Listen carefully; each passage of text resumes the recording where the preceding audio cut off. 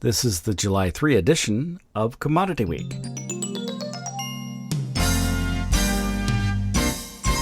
Todd Gleason's services are made available to WILL by University of Illinois Extension. Well, welcome to Commodity Week. I am Todd Gleason. Our panelists for the day include Arlan Suderman. He's at StoneX out of Kansas City. We're joined by Chip Nellinger of BlueReef.Ag Marketing in Morton, Illinois. And Matt Bennett is here from agmarket.net. He's in Windsor, Illinois. Commodity Week is a production of Illinois Public Media. It's public radio for the farming world, online on demand, anytime you'd like to listen to us at willag.org, willag.org, or search us out in your favorite podcast applications. Or if you happen to be an NPR listener, you can search it out in the NPR list right there in the NPR app. Let's get a list of items, speaking of that, of things that we should talk about today. Arlan Suderman, I think I'll start with you. What's on your mind? Well, as we entered the holiday weekend, we had a couple of issues of uncertainty starting to approach clarification. One was the tax bill, of course, but I think tariffs are probably the most interesting thing going forward. It could have implications for agriculture, and the agreement we got with Vietnam, I think, provides some encouragement along that line of what we may see more of in the days ahead. Matt Bennett from agmarket.net on your list? Yeah, I mean, clearly it's been a pretty rough go up until the last couple of days. This market didn't have any pulse whatsoever. So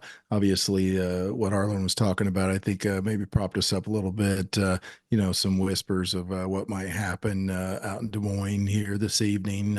I'm talking Thursday, of course, with President Trump visiting out there. I think there's plenty to discuss. Of course, there's there's not a whole lot of certainty there, but whenever you factor weather and everything else in, be interested to see what the other guys think as well about what kind of legs this thing may have. I think it might be a very interesting trade Sunday night, of course, depending on forecast. And Chip Nellinger of Blue Reef Agri-Marketing on your list. Yeah, not a lot to add. I think that covers a lot of ground right there. President Trump's meeting tonight and what he says, just a massive amount of optimism in the market that he's going to announce some massive bazooka of good news for the ag markets, maybe even a Chinese trade agreement type statement. I'm not sure I buy that, but there's sure some optimism in the market about that. And obviously the weather got a lot of rain digested. There's a lot in the forecast. Will it confirm and fall where it's projected? And then what does the extended weather model look like Sunday night and Monday? Could really have a big bearing on, what direction we take the next couple of weeks. Well, let's start with something that we don't know and pretend that we do from both sides. So the president goes to Iowa. He makes an announcement about trade, but it is one of those announcements that says we have a framework to agree on the implementation of something we were thinking about. What happens in that case, Chip Nellinger? Well, I think that given some of the optimism and the rally that we had going into this long weekend, unless there are some specifics in actual bushel amounts or dollar amounts that someone's going to take of U.S. agricultural products, I think it leaves the door open for quite a bit of disappointment in the market's mind. It just, it's just kind of amazing to me. And there hasn't been an official statement. There hasn't been anything that I've seen to lead people to believe this, but there's just all this bubbling optimism in the market that there's going to be some massive announcement. So I think unless it's specific big numbers, you might be a little bit disappointing to the market. But I would say that in this generation of the administration, the second Trump 2.0 here, a lot of times where there's smoke, there's fire. When you get some of these rumors and markets, not just ag markets, but outside markets start moving, there's reason for that ultimately. So we'll see. Sometimes where there's smoke, there's fire, but I think it's a real stretch right now to get super optimistic about some massive announcement. I hope I'm wrong. I hope we get it tonight, but I think it could leave the market a little disappointed. Arlan Suderman, what have you heard about the potential of the announcement? This was a late-breaking sort of thing. I believe that he would be in Des Moines. The president does like to travel to places where he is very well liked. And Des Moines carried him a couple of times. Well, not Des Moines itself, but certainly Iowa worked to carry him. Do you think there'll be an announcement worth the trip to that state? Well, I think the fact that this kind of became a last minute announcement that he was going to Iowa and became public last minute, I think adds a little bit more to the intrigue. Because why go there right ahead of the 4th of July Independence Day holiday, and unless you specifically have something related to agriculture that you want to announce? So that's what created all the intrigue. I agree with what Chip said, though, that unless it's a commitment on a large volume, something specific, the markets are quickly going to go back to trading weather. It's that time of year when our focus is supply. We have to have commitments on demand side to counter that and that optimism. That certainly is a possibility going forward, but you have to have some pretty strong news right off the bat in order to be able to counter what seasonally is the biggest driver in the marketplace. Okay, Matt, I need to put some numbers to this, and I'm going to ask you to do that. So let's say that there are numbers. It is a Chinese trade agreement, and there are actual buying numbers. What would be a big number that would, or what would be a number that would make the market set up on Monday or Sunday evening, as this case will be, and actually trade in a bullish tone?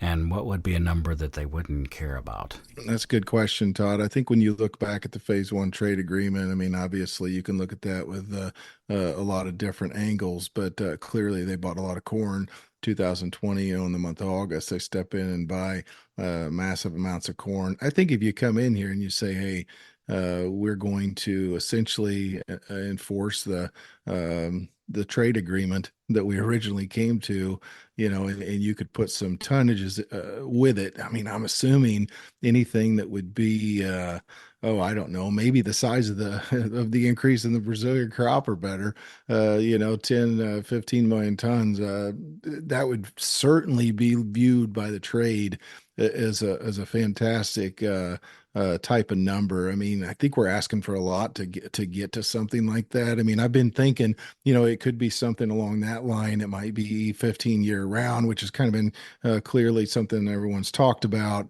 But by all means, I don't think he's going out there, just to shake hands. I mean, I'm along with kind of what Arlan was saying. I do think the timing of it is very interesting, and I think he wants to make a big splash. And so I've got to think that there's something with some teeth that he's actually going to announce. But as far as what would be a disappointing number or scenario, I would say, hey, we've got this beautiful trade agreement with China, and they've promised to do something, sub 10 million tons. Anything would be fantastic. Don't get me wrong, but I think if the numbers are a little bit on the lower side, or if there's any sort of way to interpret it, as not having teeth in it, where he doesn't come up with specific totals, I think that the trade's going to be pretty disappointed. Okay, Arlan, so there are a couple of things I want you to walk me through. So if he makes an E15 year-round announcement, that seems disappointing to me. I want to know what you think about that. If he were to announce that phase one was going to be implemented in full, that's 25% left to buy that they didn't purchase.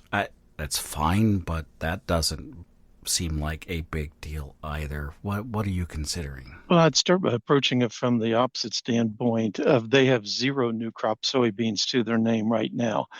And typically they start ramping up aggressively in the month of July for fourth quarter delivery.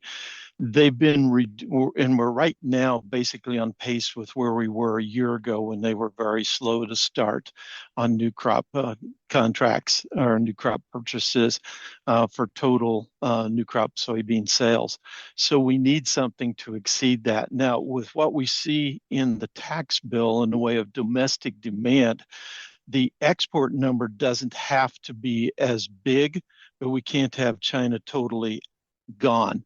So in my opinion, they only got about 22.5 million metric tons of soybeans from us this last year.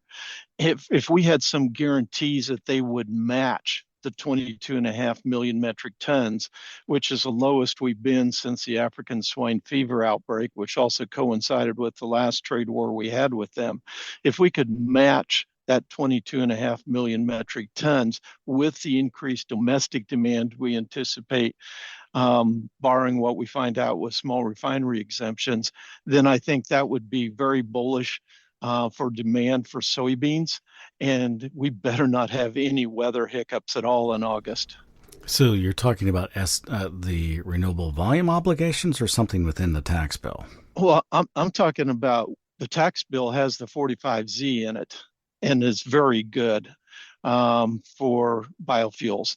And so what was in the bill for the 45Z is very supportive of domestic demand without knowing yet what the SREs are going to be, the small refinery exemptions. Assuming that they're not damaging, that part's going to be good. So with good, strong domestic demand, just a guarantee of China buying what they bought this past year, I think would be very good for demand. I'm still not optimistic that we're going to get that, but I'm certainly hopeful that we could. I did make note, and I haven't seen what Scott Irwin has pinned on Twitter or other places still. Much of this he usually puts into other social media and sometimes onto FarmDoc, but it's not there as well, about the 45Z. However, he thought that would be good for ethanol. Did not mention so much how it might play out for soybeans, soy diesel in particular, I would think, biofuels. What are you hearing on that front, Arlan? What kind of push might there be? Well, I think, first of all, we're seeing that the foreign feedstocks pretty much are locked out, except for what comes from North America, from our USMCA partners. So that shuts out used cooking oil is the expectation. So that's a big positive. The indirect land use penalty has been dropped, so we no longer deal with that. That should be favorable as well. I think overall, when we look at the RVO combined with the fact that we favor feedstocks from North America, combined with the funding mechanism that's in this tax bill, I think it's strong demand for U.S. soy oil and canola oil. And I think it's going to have our crushers working near capacity, assuming we don't get all this undermined with big SREs. We will find out whether those small refinery exemptions go into place. And the thought on that process is that, from the Trump administration, is that even if they go into place, they'll force other refineries to pick them up. Do you not think that'll happen? Oh, we hope so. That's the rumor we're hearing. But until we actually see something in writing, we don't know. And so the industry is generally expecting something positive. When you have President Trump telling farmers, plant, plant, plant, because get ready for strong domestic demand, where else could that be but biofuels, where he could have that impact on demand? And so far, everything that we have seen from the EPA as well as from Congress that he advocated for has been positive for biofuels. So in the middle of the tariff war, he's been trying to support agriculture via biofuels. Now we have yet to see that one missing piece. The 45Z was one piece, the RVO was one piece, the SREs are the final piece that we simply need to see it in writing. All right, Chip Nellinger, let's turn your attention more directly to the corn and the soybean market. You said before we came on the air that you in the Peoria-Morton area were running a little shy of rainfall. I take it the crops actually still look really pretty good in your area, though. Crops look really good, Todd, and in spite of some of that heat we had. If you look at the rainfall here the last couple, 2, even 3 weeks, really about there's kind of a circle in the middle of the entire Midwest that covers maybe not every area, but the bulk of the northern half, maybe 4/5 of I shouldn't say 3/5 of northern Illinois. We're dry. Our lawns are starting to dry out a little bit. Not much mowing is needed. We need a rain in here, but to your point, it's not showing up with much stress yet. I think, just looking at our local forecast, it's supposed to be up, in the low to mid 90s here by the weekend again. And if we don't get much rain, I think maybe then it does start an argument that we're, at least stressing the crop. But the problem that the market sees is you look at the 10-day, weather maps, and there is a lot of rain out there that most of the Corn Belt is supposed to get. So I think earlier in the week, we kind of baked that into prices when we were on the lows. And then, kind of had a good old fashioned short covering rally off of everything that we've said so far. The Trump, engagement tonight, the good demand on the, biodiesel side. Soy oil put a nice rally in this week, even though it was back off a little bit today. So weather-wise, we're dry. We need rain. I think, psychologically, this long 4th of July weekend is really front and center in most people's minds if you're a trader of ag products, because you've seen big swings historically from really good weather to poor weather, and then vice versa, from really hot, dry weather. And then over the 4th of July weekend, the weather turns and you get cooler temps and better rainfall. So that's front and center in everyone's mind on this long weekend is, are we going to have some major change in the forecast, or are these rains going to come through as advertised on the, noon forecasts? Yeah, so Matt Bennett, if you could think through the last 2.5 weeks where we dropped precipitously, made new contract lows for both corn nearby contract and the December futures, and then we rallied back with them fairly sharply just one day this week, but continued that on Thursday with a smaller rally. Not still in the grand scheme a pretty good comeback after what was really a tough 2-week period. How do things play out on Monday? And I know it depends a lot on what the president says on Thursday evening, but if you well, the question is, how would you expect things to play out without some announcements? Well, without announcements, I mean, clearly it's going to depend on the weather. Whenever you looked at how this market traded on Friday, December corn, of course, it rallied up there and kind of pushed on that 50-day moving average and then settled back below it. But even settling back below it, we basically settled into that range that we've been trading over the last month and a half to 2 months. And so, is that a range that we can hold, or are we going to go back down and test the lows? And that's all going to be dependent upon Mother Nature, in my opinion. I think with an announcement, then you start hunting down moving averages. If you go ahead and move through that 50 days, so you'd go up to that, the 200 up there around 448, and then right under 450, you've got the 100-day. And so, if you get an announcement along with a weather situation, I think you push back over 450 fairly easily. But that's considering both things happen. And so, as Chip said, a lot of times this 4th of July seems to be kind of a swing, as far as weather's concerned. I know, talking to some of the weather guys we talked to, a couple of them have mentioned here lately that it's hard to hold a weather pattern much longer than 8 weeks at a time. And clearly a fair amount, especially west of us and north, those guys have been fairly wet for some time in here. Is that going to change around? I don't know. And so, the noon maps looked good. I mean, I hope the noon maps come to pass for us in our part of the world, because we're kind of like Chip. We've got pretty good looking crops here.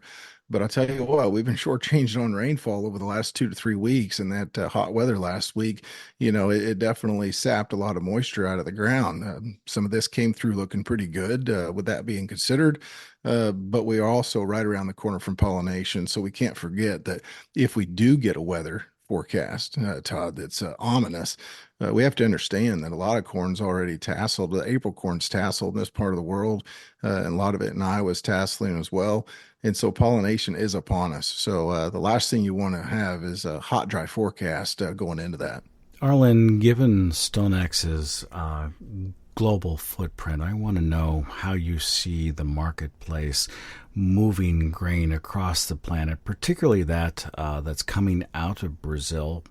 Soybeans at the moment, corn eventually. Will it be delayed, and how much of an issue is that large safrinha crop that they have coming on? Yeah, the Brazil crop is coming on a little bit more delayed because the planting was delayed and development delayed, and part of that is because they didn't have the heat units that they could have had as well once it was planted. But the yields are coming off very well, and our last customer survey puts total corn production over 134 million metric tons. Not a record yet, but certainly a bin buster would be considered that. And so they're going to have a lot of exportable supply. They are increasing corn for ethanol this coming year, probably by about 5 million metric tons to offset some of those exports. But with the size of this crop, I think we're still going to see some growth in exports overall, particularly when you add it to the fact that Argentina's corn crop, which is nearly 2/3 harvested now, looks to be a good crop as well. Not a bin buster, but a good crop, a good normal crop, I would say. And so the exportable supplies are going to be there. And so I think without a trade agreement with China to guarantee some corn purchases of size, it makes it difficult to hit USDA's export target. And that's even considering that Mexico imports more corn because frankly, they're having to feed more cattle down there rather than send to feeder cattle north. And so we're shipping corn down to feed their feeder cattle. Even with the border open now, it's going to be slow going, moving those cattle across the border. So a lot of them are going to be fed down there, and then they'll ship the meat up here. So I do think we'll see a good feed number and a lower feed number here in the United States as a result in what USDA currently has, a better export number. But we got to have that business from China, and then hoping that China getting it from us doesn't displace business they would have done from Brazil that simply goes to another one of our customers. And this 4th of July holiday weekend, we simply got to be cautious because it's known for its being pivotal. Coming back from the holiday, if the forecasters or if the traders look at that 15-day outlook, which peers through pollination, and they see pleasant weather, they like to short the corn market unless there's some other reason not to. And if it shows hot and dry, they like to buy it. And a lot of times that starts happening on Sunday night before the farmer has a chance to really respond. So we need to go into the weekend very cautiously. I'm going to follow up with you on the screw worm very quickly, the Mexico situation you started to talk about, because I really haven't followed it very well. Do you have a synopsis of how that trade changes or changed before and after we closed the border, and what took place? The screwworm is an insect pest that the United States does not want to import into its beef cattle herds, and it has worked really hard over decades, I know, flying on past actual screwworms that could breed and were sterile into Mexico with Mexico's permission. But how was the trade impacted? Well, prior to the problem with the New World screwworm, they were shipping on average about 30,000 head of feeder cattle across the border into the United States to be fed each week. So that's a tremendous number of cattle that were coming each week into the United States. Mind you, this is a time when we're tight on the supply of cattle that are available. And then when it was shut down because the New World screwworm, which last was in the United States in 1966, I believe it was coming far enough north in Mexico that it was becoming more difficult to be able to control with the release of the sterile males. And so at that point, Secretary Rawlins shut down the border until she could implement some steps. And those steps have included adding more production sites beyond just Panama in order to produce these sterile males so we could increase the number of sterile males available. The female only mates once a year. So if she mates with a sterile male, you can eliminate that cycle, so to speak, and then start releasing these in southern United States, southern Texas, and in parts of Mexico. And they have effectively stopped the northward movement of the New World screwworm now. It's still further north than we'd like, but they've stopped the further north movement. And they think they can push it back south. So they're going to start releasing cattle very slowly through just certain points where they can have intense inspections.